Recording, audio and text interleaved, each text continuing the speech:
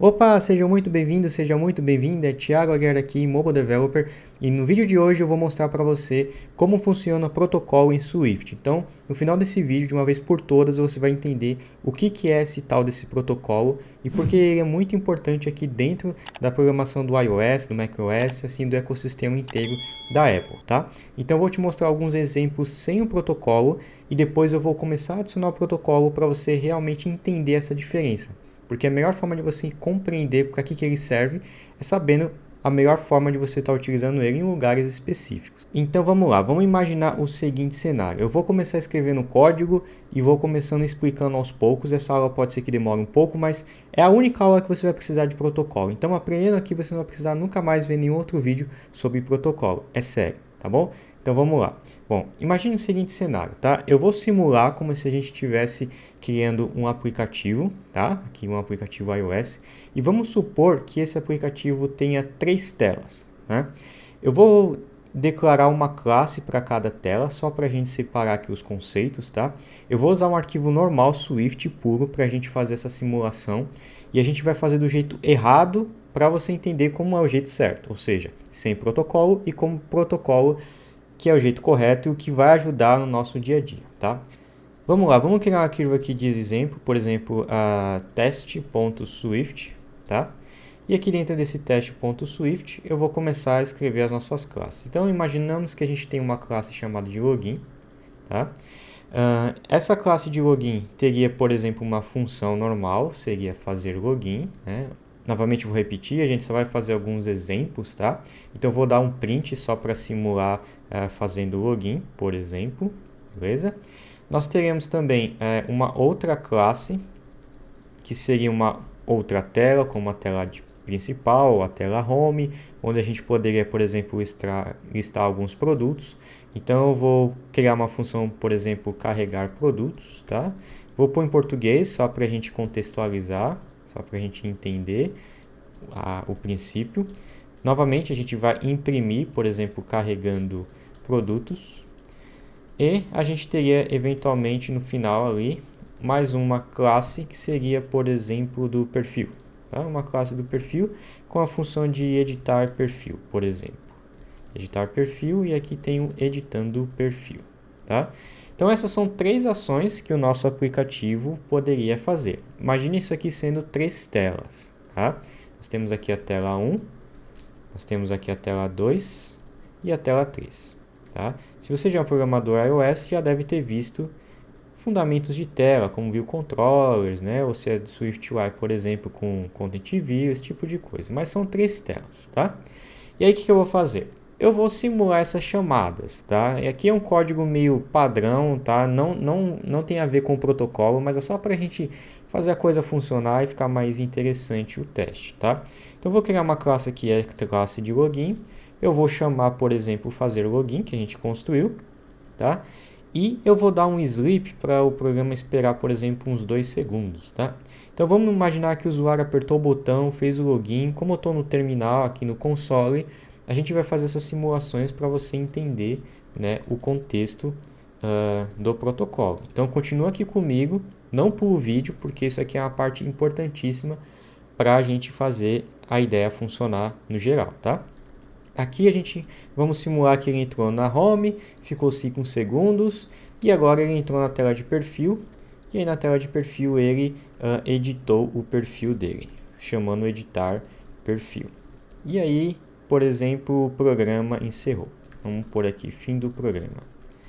Vamos testar esse programa, vamos ver se a gente vai compilar. Deixa eu abrir aqui o outro terminal aqui. Vamos na pasta de teste, vamos dar um swift.test.swift. O sleep não pode ser encontrado, tudo bem, eu preciso importar aqui o foundation, que é para o Swift entender. Vamos lá, fazendo login, carregou produtos, o usuário foi lá, apertou na home, carregou produtos, depois ele foi no perfil, editou o perfil e fechou o app, tá? Esse aqui é um fluxo comum que um usuário poderia fazer no projeto dele, beleza? Agora vamos imaginar o seguinte cenário, para a gente entender a lógica do protocolo. Imagine que, durante o desenvolvimento dessas 3 telas, houve a necessidade de a gente colocar um sistema para a gente traquear o movimento do usuário, né? Então eu quero saber quando ele fez o login, quando ele carregou o produto e quando ele editou o perfil e qualquer outro evento que ele fizer dentro do app, né? No mercado hoje a gente tem várias ferramentas de fazer análise e monitoramento de usuários. Então nesse caso aqui eu vou simular, por exemplo, um Google Analytics, né? Google Analytics faz o monitoramento do usuário dentro do seu app. Então eu vou criar uma classe aqui, por exemplo, chamada de Google Analytics, tá? E o Google Analytics teria uma função, por exemplo, como monitorar evento. E aí a gente pode pegar, por exemplo, o nome do evento como um parâmetro. Tá? E passar aqui, e aqui a gente faria a chamada, né, no servidor ali do Google, por exemplo, tá? Então aqui a gente faz a chamada aqui, né? Faz a chamada aqui, beleza? Então vamos supor, eu vou colocar uma data aqui, tá? Eu vou pôr a data do evento, só para a gente ver ali no console, vou instanciar uma data. E eu vou dar um print para a gente simular como a gente estivesse enviando por servidor, né, a data do evento. E também a informação que é o evento em si, né? O nome do evento. Vamos pôr aqui o name, tá? Beleza? Tá aí tranquilo. Agora, eu quero que toda vez que fizer o login, ou toda vez que carregar o produto, ou editar o perfil, eu quero disparar esse evento. Então, como ele está em uma outra classe, obrigatoriamente eu preciso dessa classe aqui, certo? Então, eu vou instanciar ela aqui, ó. Uma classe privada chamada de Analytics. E eu vou pôr aqui o Google Analytics. E aí eu vou usar o método dela aqui depois que a gente fizer a nossa ação. Por exemplo, que é o analytics.monitorar evento. E aqui a gente vai passar o nome do evento. Então, é a tela de login, a gente vai passar aqui o login. E quando for a próxima tela, que é a principal, que é a home, a gente vai fazer a mesma coisa. Vamos copiar e colar. Só vamos trocar aqui para home. E a gente vai fazer a mesma coisa aqui no perfil. Vamos copiar e colar. E vamos trocar aqui para perfil. Tá? E aí a gente vai rodar o nosso programa mais uma vez. Rodando aqui o programa. Então nós teremos aqui uma saída com mais registros, certo? Então ele fez o login, disparou para o servidor o status do login. Carregou o produto, disparou para o servidor o status que carregou da home e que o usuário entrou na tela de perfil. Então, eu estou conseguindo monitorar o meu usuário, né? Beleza, então, tudo está ok, nada de protocolo e tudo ok. Agora, imagine o seguinte cenário, e aí onde o protocolo vai começar a fazer sentido para você, tá? Você tem 3 telas aqui nesse app. Tudo bem, mas imagine que um app tenhamos, por exemplo, 20 telas, 40 telas, né? Obviamente a gente está falando de tela, pode ser que tenha menos, mas se fosse outras classes que precisasse, por exemplo, do Google Analytics, nós teríamos, por exemplo, umas 40 classes, imagine um sistema gigantesco, né? E aí, em um determinado ponto, passa um mês, o Google Analytics não é mais continuado. De alguma forma ou outra, o Google abandonou o projeto do Google Analytics e você precisa utilizar um outro sistema para monitorar o usuário do seu aplicativo. Então, se você quiser trocar, né, o sistema de monitoramento hoje, e se você tivesse, por exemplo, 50 arquivos, 50 telas, o que você precisaria fazer? Você precisaria trocar em todos os arquivos, né? Então, você precisaria fazer essa modificação de uma vez, navegando em arquivos, por arquivos, vendo se não está dando crash, enfim. Você teria uma manutenção grande para dar nesse ponto, tá? Esse é o primeiro problema.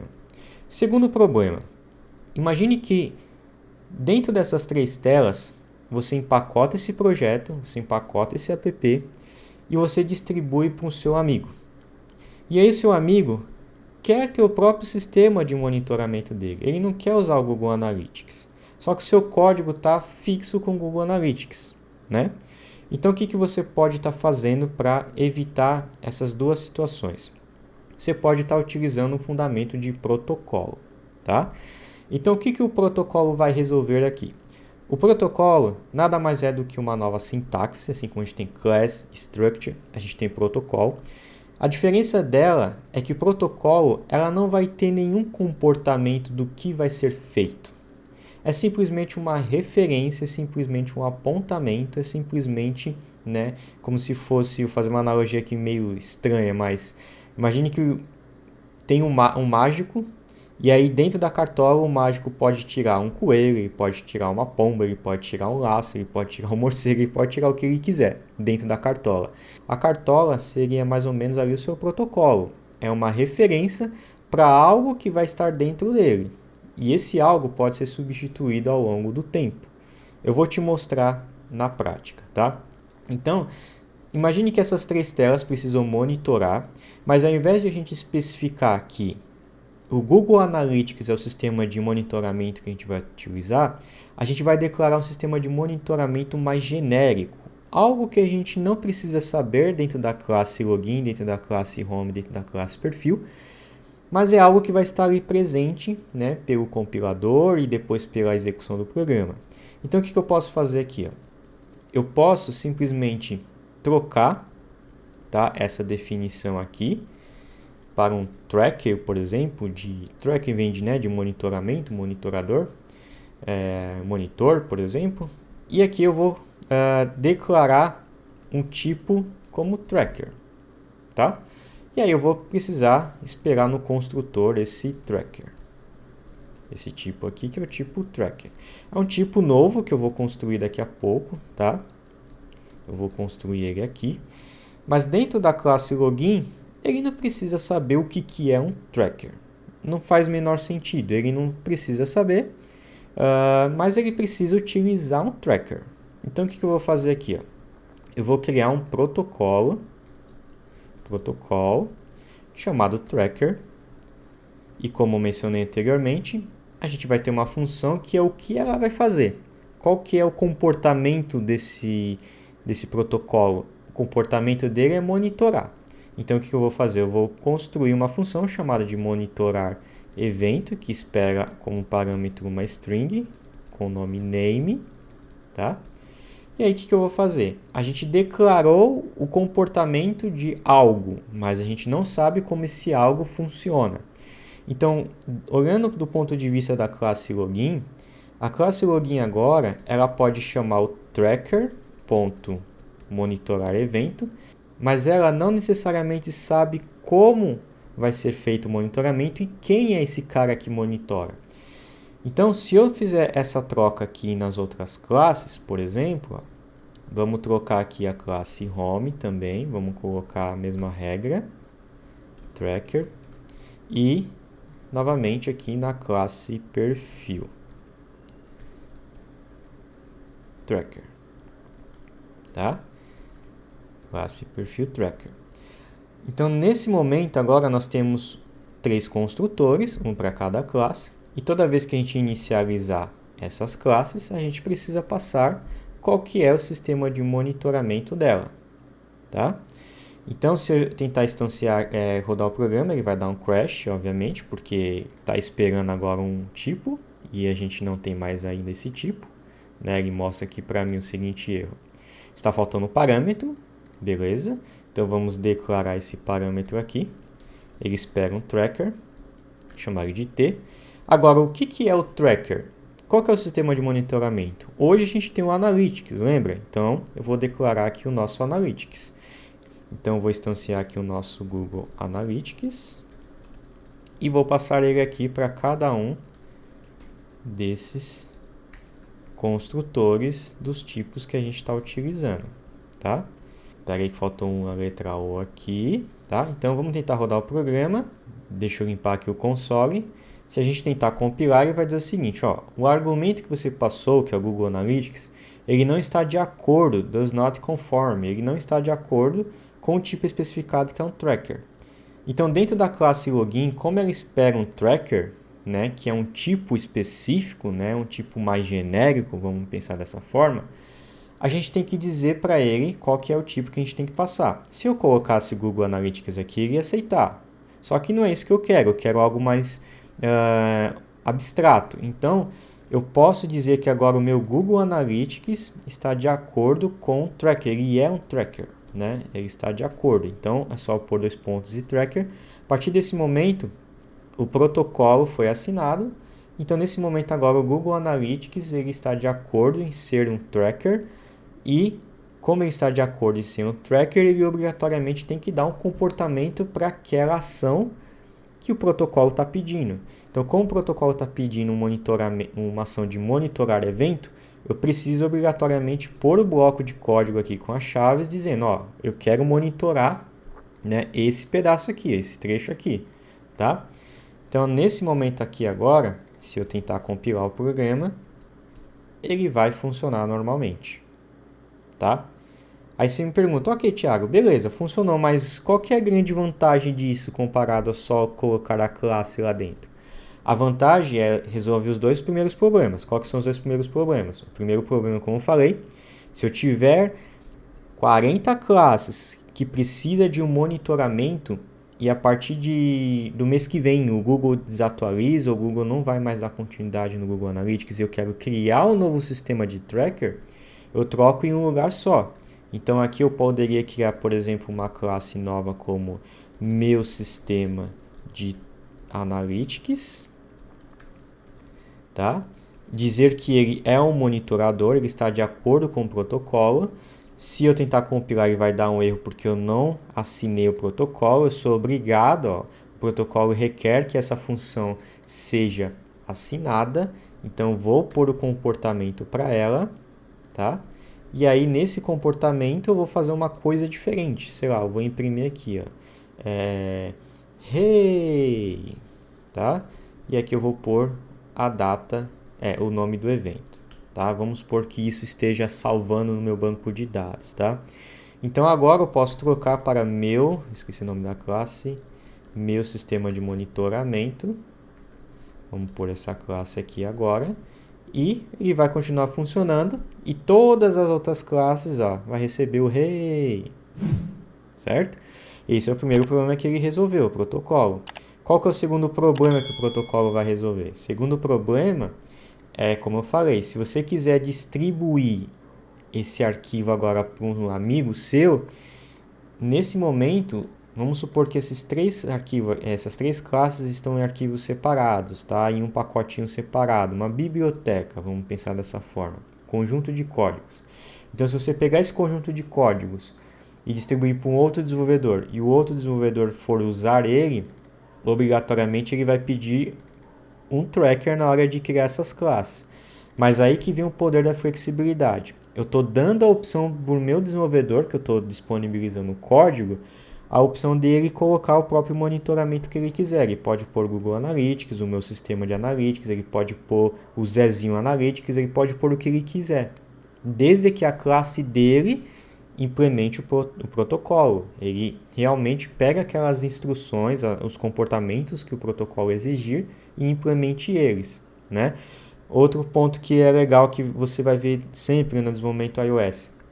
Por que a gente consegue utilizar as classes do iOS, fazer a comunicação, né, com o SDK da Apple? Aqui já entrando um pouquinho mais avançadinho no contexto. É porque dentro do sistema do iOS você vai ver que está cheio de protocolos. Por quê? Porque os engenheiros do Google, os engenheiros da Apple, na verdade, pegaram todas as classes que são importantes e precisa que o desenvolvedor faça algum comportamento nela e eles declaram ela como protocolo. Então, por exemplo, você quer fazer uma lista de dados, tá? Uma lista de dados. Você vai precisar de um protocolo de listagem. Por que é um protocolo de listagem? Né? Um protocolo list, alguma coisa, né? Porque os engenheiros da Apple não vão saber qual comportamento você quer dar na listagem. Ah, eu quero pôr o desenho de uma célula comprida, eu quero pôr uma célula quadradinha um do lado da outra. Então, ele disponibiliza a ferramenta para você de uma forma abstrata para que você implemente da forma como você quiser no seu app, né? Então, esse é o poder de você abstrair, né, para protocolo. Durante o desenvolvimento de apps no iOS, dentro do curso, por exemplo, você vai ver que a gente utiliza alguns protocolos para a gente fazer essa comunicação entre dois contextos diferentes, né? Além do mais, indo um pouquinho além, né? Se você quiser criar códigos para testar os seus códigos, você pode estar utilizando e deve estar utilizando os protocolos para deixar suas classes mais abstratas e você conseguir substituir e trocar os pontos nos lugares certos. Então, resumidamente, o que é um protocolo? O protocolo nada mais é do que uma referência, ele não é nada mais do que isso, ele é apenas uma referência de uma propriedade que a gente vai pôr aqui dentro. Aqui dentro vai entrar uma classe, qualquer classe, desde que essa classe esteja de acordo com esse protocolo. Qualquer uma. Se eu quiser trocar do Google Analytics para o meu sistema de Analytics amanhã, toda essa classe de login não preciso mexer, né? Você viu que eu não consigo, eu posso trocar de sistema, eu troco de sistema, mas eu não preciso mexer nesses arquivos, tá? Obviamente a gente está usando o mesmo arquivo, mas pense isso aqui sendo arquivos diferentes, né? A gente não troca a classe, a gente não dá manutenção na classe. Por quê? Porque ela já está preparada para execução. Ela só executa alguma coisa, mas ela não precisa saber o que está sendo executado, né? Então aqui a gente consegue deixar o nosso código mais abstrato, mais flexível, para a gente conseguir substituir os pontos que a gente acha importante naquela referência. Então, como eu falei, né, o protocolo é como se fosse uma cartola do mágico, né? O que tiver dentro ali da cartola, imaginando que ali a cartola seria o tracker, né? E os conteúdos da cartola, o coelho, a pomba, o morcego, seja cada um uma classe nossa, a gente pode fazer essa substituição quando a gente quiser. Se amanhã o mágico quiser tirar um coelho da cartola ao invés de tirar uma pomba da cartola, ele tira, porque a gente substituiu ali na hora de criar os objetos, né? Então, esse é o fundamento de protocolo. Ele nada mais é do que uma referência para a gente abstrair o nosso código e deixar ele mais flexível. É isso. Escreve um post-it no seu computador. Protocolo é só uma referência de abstração para a gente fazer essa comunicação ali com as classes e deixar o nosso projeto mais flexível. É isso, beleza? Então, se tiver dúvidas, põe nos comentários. Dentro do curso, lá nas aulas mais avançadas, quando a gente começar a escrever o projeto, começar a escrever o aplicativo, aí vai entrar mais a fundo em coisas mais reais, mais palpáveis, mexendo no app, e você vai ver que vai fazer mais sentido também. Então, se você já gostou, deixa o seu gostei, não esqueça de se inscrever no canal, ativar as notificações, e se você puder compartilhar esse vídeo com seus amigos, ajuda demais aqui o trabalho pelo YouTube. Novamente, se você quiser se aprofundar comigo em desenvolvimento Android ou iOS, o link dos meus treinamentos estão aqui na descrição do vídeo, tá bom? Então, eu te vejo lá no próximo episódio ou dentro do curso.